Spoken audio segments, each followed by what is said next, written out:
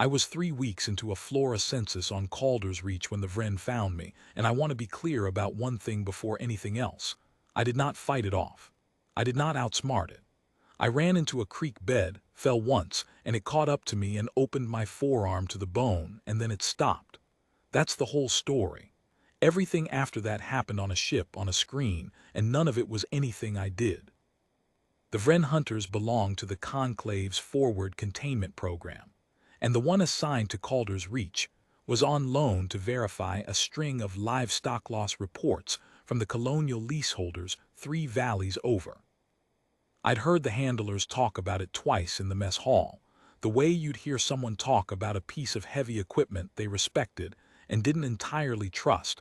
4 years of service, 11 confirmed kills against animals the Conclave itself classified as dangerous, never once recalled for retraining. Nobody told me it had slipped its handler that morning. Nobody told me anything that morning. I was cataloging root systems along the creek when the brush went quiet in a way I'd learned after 3 weeks to take seriously. And then it was simply there, low, segmented, the color of wet bark, moving like something that had never once needed to hurry. It didn't announce itself the way I'd been told predators sometimes do, with posture or noise meant to test you. It just closed the distance, patient in a way that felt almost administrative, like it was working through a checklist it had run 1,000 times before and expected to run the same way again. I'd seen pictures. Pictures don't tell you that a Vren's eyes track in 2 directions at once, or that it breathes through slits along its flank that flare and still flare in a rhythm that has nothing to do with exertion. I went into the creek bed because it was the only direction that wasn't uphill, and it came down after me without any particular urgency, the way you'd walk after something you already knew you'd caught.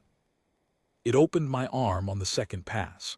I felt the cold of it before the pain, and then the pain arrived in a long, flat wave, and I remember thinking with a strange clarity that I should be screaming. I wasn't. I was breathing hard and holding my arm against my chest and waiting for the next pass, and the next pass didn't come. The Vren stood over me in the water for what the recorder log would later put at 11 seconds. Then it made a sound I'd never heard from one before, short, almost confused, like a question asked of no one. And it turned and went back up the bank and into the trees, and it didn't come back. I sat in that creek for 20 minutes before the search drone found me. They brought me up to the Ostrovin for treatment, which made sense, and they kept me for questioning, which I understood less, until I was sitting in a debrief room with tracking Commander Vries Kalanoth and a containment handler named Edith Sorn. And Sorn would not stop looking at the bandage on my arm like it owed her an explanation. "You understand what that animal is rated for," Kalanoth said. She had the kind of voice that didn't rise even when the question underneath it clearly wanted to. 11 verified kills against Conclave classified megafauna, 2 confirmed engagements against armed personnel, both fatal to the personnel. It does not disengage. There is no entry in 4 years of service record for a Vren disengaging mid-pursuit.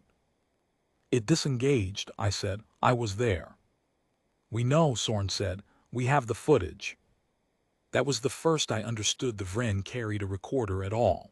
Not a camera bolted on by a handler, but something grown into it.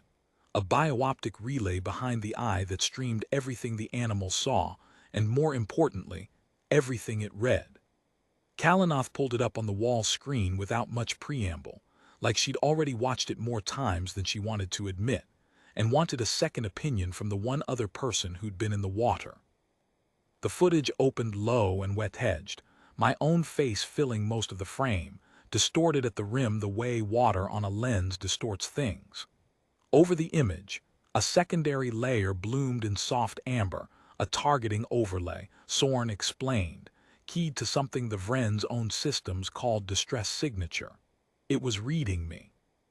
Pulse, respiration, a chemical signature I didn't have a name for, all of it compressed into a single rising curve in the corner of the frame, climbing the way you'd expect a wounded animal's readout to climb. Then my arm opened on the screen, The cold then pain I remembered happening a second time, smaller from the outside. And the curve didn't climb. It stalled. It dipped. It sat near the bottom of the scale, flat and small, the amber overlay losing color like something with the power cut. There, Kalanoff said quietly, right there is where it stops being a hunt. She walked me through the rest of it slowly, the way you'd walk someone through a diagnosis. The Vren hunts by reading what its kind calls a distress bloom, the flood of chemical and bioelectric signal a wounded creature produces, the body's own broadcast of how hurt it is, how close to finished, whether the kill is safe to take or worth a few more seconds of patience. Every species in the registry the Vren had ever logged produced that bloom on schedule, proportional to the wound. Mine had opened to the bone. The reading on the overlay never rose past a third of what a minor laceration on a Conclave staff member would have produced. It wasn't injured intelligence, Soren said. It wasn't restraint. Its targeting read your wound as below threshold for completion. As far as that animal's instincts were concerned, you were barely hurt. It didn't know what to do with a kill that refused to register as a kill. Kalanoff pulled up a second window beside the footage. A comparison chart she said had been compiled inside the hour. Distress bloom readings logged against wound severity across every species in the Vren's verified registry. 4 years of it. A clean diagonal climbing from minor to fatal the way you'd expect any honest instrument to climb. My data point sat off to one side of that line, nowhere near it. A wound that should have placed me 3/4 up the scale instead sitting barely above the noise floor. We checked the recorder against 3 other Vren before we called you in, she said. Same result, same species, same kind of injury. It isn't this one animal. It's every animal we've got, reading every human we send it. I sat with that for a while.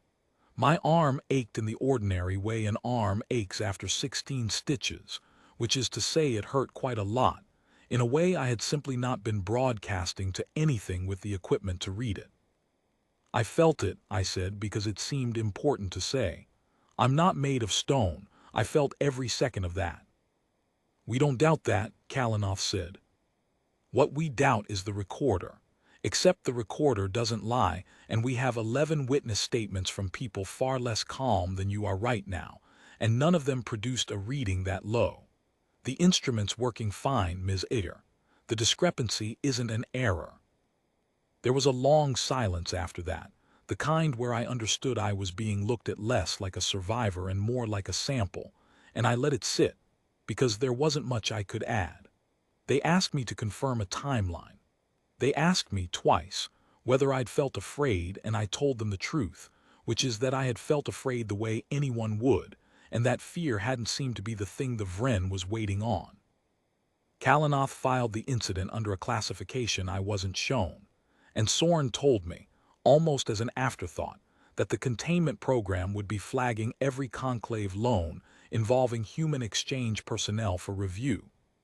Not because the Vren had failed, she was careful to say, but because the instrument it relied on had simply never been calibrated for a species whose injuries didn't announce themselves. I asked what would happen to the Vren. Reassigned, Kalanoff said, somewhere with prey it can read. They let me go not long after. My arm healed the way arms do. I went back to the census 3 weeks later against advice and finished it, and I never saw that Vren again, though I think about the sound it made sometimes, that short, confused note over the water, the closest thing I ever heard from an apex predator to a question it had no way to answer. I've told this story exactly once before tonight, to a colleague who asked why I still go out into the brush alone. I told him what I'm telling you now. It wasn't that I was tougher than the thing that caught me. I bled. I hurt. I sat in a creek and waited to die like anyone would.